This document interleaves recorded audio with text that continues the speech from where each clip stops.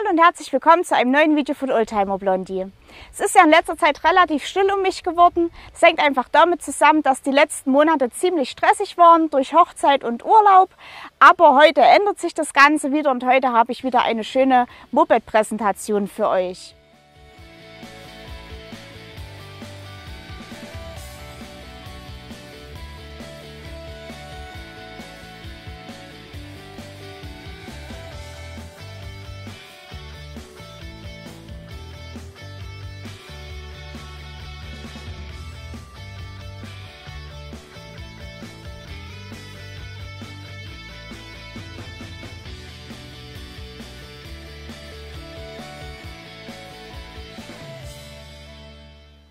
Ich habe heute für euch die Krause Duo 4-1 mitgebracht.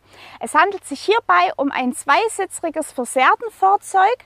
Es war quasi damals entwickelt worden für alle Personen mit Geheinschränkungen oder die vielleicht auch ein Bein verloren haben. Die Krause Duo wurde von der Firma Louis Krause in Leipzig produziert und insgesamt wurde die Duo von 1961 bis 1991 gebaut. Rein optisch erkennen wir sehr viele Züge von der Simson Schwalbe, wie zum Beispiel hier die Lampenmaske, aber halt auch der komplette vordere Aufbau. Und hier die Seitenbleche, da kann man eigentlich auch gut erkennen, dass es sich hierbei um einen Panzer von der Simson Schwalbe handelt. Und aufgrund dieser optischen Ähnlichkeit zur Simson Schwalbe wird die Krause Duo auch fälschlicherweise oft Simson Duo genannt. Die Krause Duo wurde auch entwickelt, um auch bei schlechtem Wetter trocken wieder anzukommen. Also zum Beispiel waren die Insassen hier durch die Frontscheibe schon mal von vorne von Wind und Regen geschützt.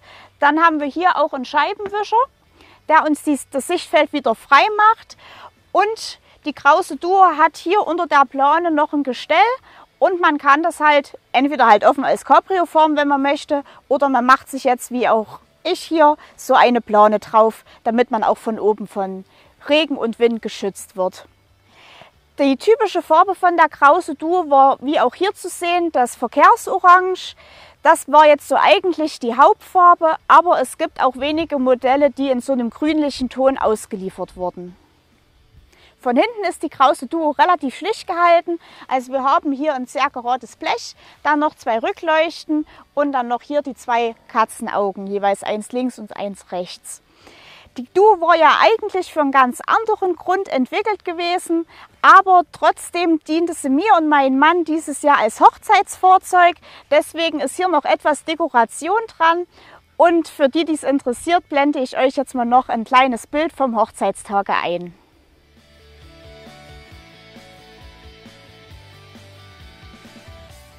Die Krause Duo konnte man als Krankenfahrzeug komplett mit der Hand bedienen, weil sie halt einfach für alle die Personen gedacht war, die zum Beispiel ein Moped mit dem Fuß nicht ankicken konnten. Dafür haben die Entwickler von Louis Krause hier einen Anreißhebel an der Duo angebracht, damit wir den Motor starten können. Hier ist dann der Schalthebel, um die Gänge zu wechseln. Und hier ist dann auch noch die Handbremse, kann man sagen. Die Handbremse ist jetzt so angezogen und wenn man sie nach vorne drückt, dann lässt sich jetzt auch die Duo wieder steuern. Und das ist halt auch so ein bisschen was ganz Besonderes bei der Duo. Der Lenker und das Lenkgestänge ist hier vorne mit dem Vorderrad verbunden über diese Metallschiene. Und dadurch überträgt sich die Lenkbewegung vom Lenker auf das Vorderrad.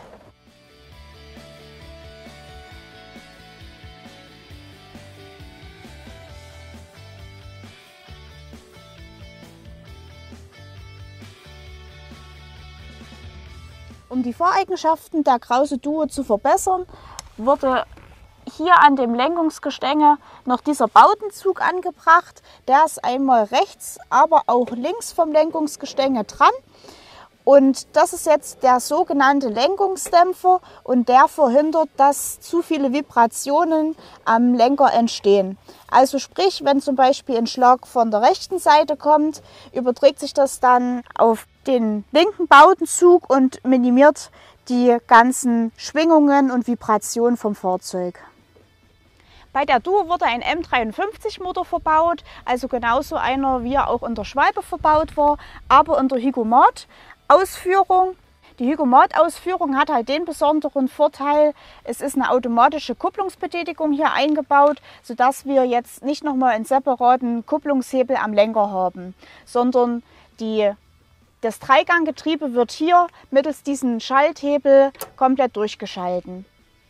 Dieser Motor hat einen Hubraum von 50 Kubikzentimeter und eine Leistung von 3,6 PS und man schafft mit der Duo letztendlich eine Endgeschwindigkeit von ungefähr 45 bis 50 Kilometer pro Stunde.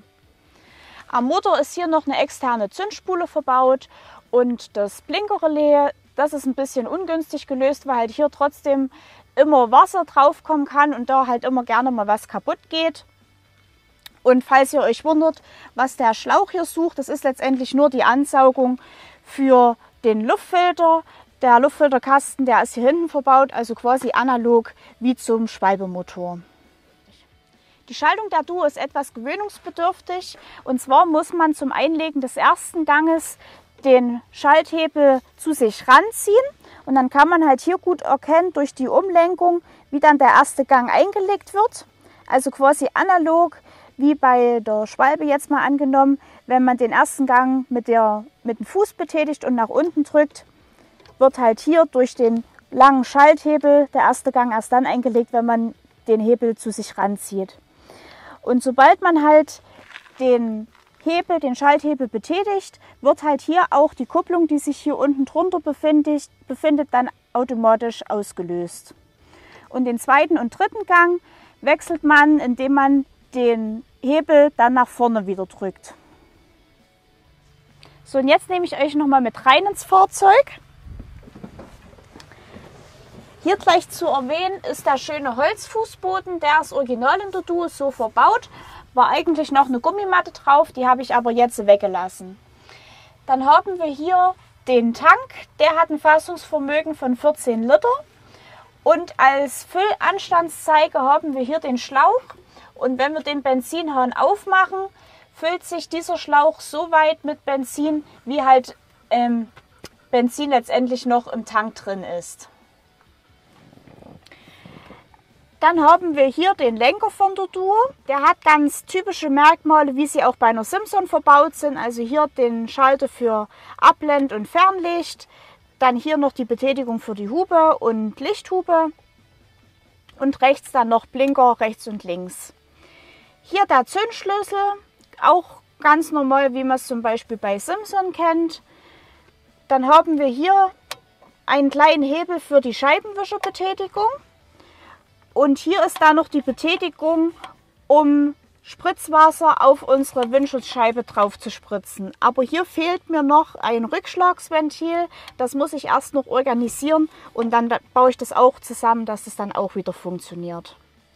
Außerdem haben wir hier oben dann noch den Tacho und noch die kleine Leerlaufkontrollleuchte. Und wie man hier auch sehen kann bei dem Lenker, es gibt hier keinerlei Bremsgriffe oder Bremshebel.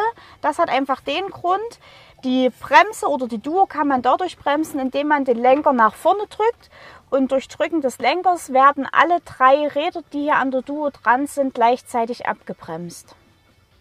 Durch Drücken des Lenkers nach vorne, um quasi abzubremsen, wird hier dieser Hebel nach vorn gedrückt und diese Umlenkung dann quasi ausgelöst und somit werden dann alle 3 Bremsen gleichzeitig betätigt. Ich habe jetzt hier nochmal die Seitenpappe abgebaut und hier kann man halt jetzt so schön diese Bremsumlenkung sehen. Und hier sind die beiden Bowdenzüge, die für die Hinterräder zuständig sind zum Abbremsen.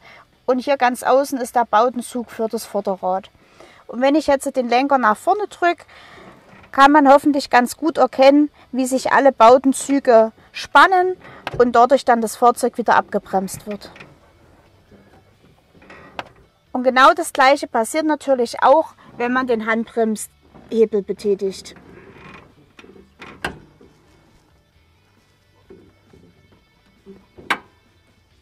Jetzt habe ich euch die Duo sowohl optisch als auch technisch soweit vorgestellt und jetzt ist es endlich an der Zeit für eine Probefahrt.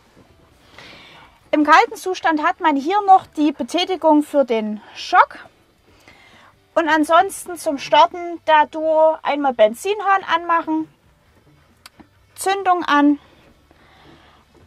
dann mit den Anreißhebel den Motor starten und den ersten Gang dann einlegen.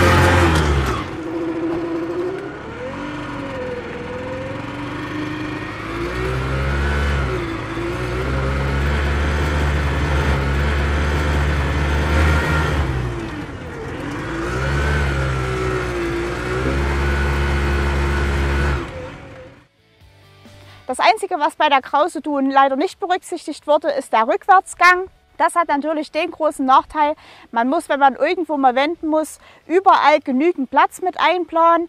Wenn man das nicht zur Verfügung hat, dann zählt nur noch eins, und zwar aussteigen und die Duo einmal komplett schieben.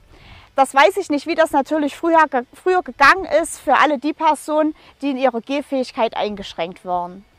Jetzt sind wir mit der Moped-Vorstellung soweit am Ende. Ich hoffe, euch hat das Video gut gefallen. Falls ja, dann gebt mir bitte einen Daumen nach oben und abonniert meinen Kanal, damit ihr immer auf den Laufenden bleibt und keiner meiner weiteren Videos mehr verpasst.